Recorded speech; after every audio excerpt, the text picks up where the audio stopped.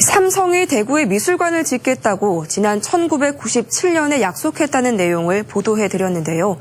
그런데 삼성은 이보다 앞선 1994년에도 미술관을 포함한 문화시설과 공공용지를 기부 체납하겠다는 뜻을 대구시에 밝힌 사실이 추가로 확인됐습니다. 그런데 대구시는 삼성 측 제안보다 훨씬 줄어든 땅과 시설을 받은 것으로 드러났습니다. 조재한 기자가 단독 보도합니다. 1997년 삼성 측은 제1모직터 개발계획에 음악당과 미술관을 포함한 4개의 구역으로 나눠 대구의 랜드마크로 만들겠다고 밝혔습니다. 1997년은 대구 침산동 제1모직 공장이 구미로 옮긴 뒤였습니다. 그런데 삼성은 3년 전인 1994년 이미 제1모직터 개발계획을 대구시에 제출한 사실이 확인됐습니다. 1994년 7월 대구시는 제1모직터 개발을 추진하고 있었습니다. 제1모직 공장이 침산동에 있던 때로 조혜영 대구시장까지 보고가 됐습니다.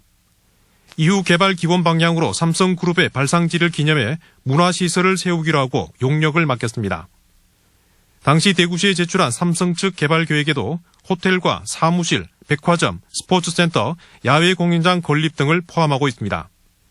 특히 공공시설 용지는 기부 체납하고 문화시설은 야외 공연장과 음악당, 미술관 3가지로 구체적으로 밝히며 기증이라고 표시했습니다.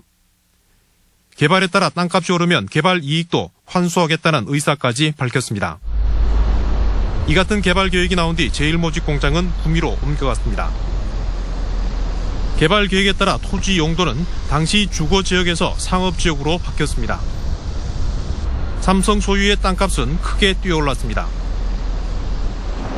대구시는 삼성 측이 제1모직터 약 4만 제곱미터와 음악당과 미술관을 포함한 문화시설 기증을 제안한 건 맞다고 인정했습니다. 하지만 이후 2000년 실시 계획 때 삼성이 기증하겠다고 한 땅과 시설 가운데 일부만 받는 것으로 조정됐다고 설명했습니다. 우리 시가 필요로 하는 사항들을 반영을 해서 최종적으로는 주변 도로 22,000제곱미터와 오페라하우스 부지 및 건축물을 기부 체납받는 것으로 조정이 돼서 전부 기부 체납이 현재로서는 완료된 상태입니다. 삼성 측 제안보다 훨씬 줄어든 규모만 기부 체납받은 채 토지 용도 변경은 모두 해준 겁니다. 삼성이 약속했던 미술관 유치에 대해서 유치 약속에 대해서 지키라고 요구하는 것이 시민의 눈높이에 맞는 행정이 아닐까라고 생각을 합니다.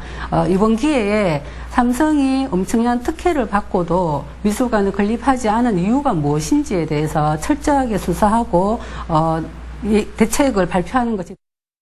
이건희 미술관 유치 경쟁에 나선 대구의 전략은 삼성이 시작한 곳이라는 인연 강조와 건립비 2,500억 원을 부담하겠다는 겁니다.